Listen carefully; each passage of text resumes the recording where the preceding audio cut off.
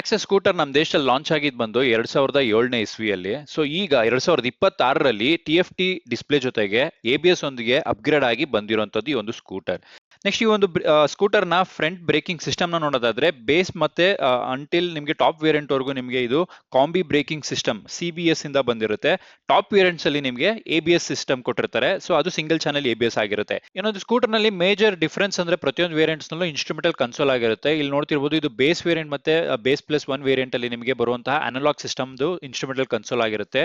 So ನನಗೆ specially ಈ ಒಂದು ಇನ್ಸ್ಟ್ರುಮೆಂಟಲ್ ಕನ್ಸೋಲ್ ತುಂಬಾನೇ ಇಷ್ಟ ಆಯ್ತು ಅಂತಾನೆ ಹೇಳ್ಬೋದು. ಯಾಕಂದ್ರೆ ನೋಡಿ ಕೀ ಆನ್ ಮಾಡಿದ ತಕ್ಷಣ ಇದು ಯಾವ ರೀತಿ ಡಿಸ್ಪ್ಲೇ ಆಗುತ್ತೆ ಅನ್ನೋದನ್ನ ಸೊ ನನಗೆ ತುಂಬಾನೇ ಇಷ್ಟ ಆಯ್ತು ಅಂತಾನೆ ಹೇಳ್ಬೋದು. ನಮಗೆ ಇದು ಬೇಸ್ ಮತ್ತೆ ಬೇಸ್ ಪ್ಲಸ್ 1 ವೇರಿಯಂಟ್ ಅಲ್ಲಿ ಬರುವಂತಹ ಇನ್ಸ್ಟ್ರುಮೆಂಟಲ್ ಕನ್ಸೋಲ್ ಆಗಿರುತ್ತೆ. ಇದರಲ್ಲಿ ಯಾವುದೇ ರೀತಿ ಬ್ಲೂಟೂತ್ ಆಪ್ಷನ್ ಇರೋದಿಲ್ಲ.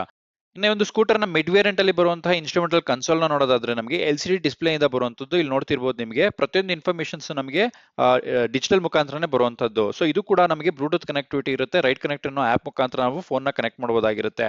ಇನ್ನೇ ಒಂದು ಸ್ಕೂಟರ್ ನ ಟಾಪ್ ವೇರಿಯಂಟ್ ಅಲ್ಲಿ ಬರುವಂತಹ ಇನ್ಸ್ಟ್ರುಮೆಂಟಲ್ ಕನ್ಸೋಲ್ ನ ನೋಡೋದಾದ್ರೆ ಇದು ಕಂಪ್ಲೀಟ್ TFT ಡಿಸ್ಪ್ಲೇ ಆಗಿರುತ್ತೆ. 4.2 ಇಂಚಸ್ ಇಂದ ಬಂದಿರುತ್ತೆ. ಸೊ ಅಲ್ಲಿ ನೋಡ್ತಿರ್ಬೋದು ಇದು ನಿಮಗೆ ಸೇಮ್ ಮೊಬೈಲ್ ಹೇಗೆ ಕಾಣಿಸುತ್ತೆ ಡಿಸ್ಪ್ಲೇ ಹಾಗೆ ಬರುವಂತದ್ದು.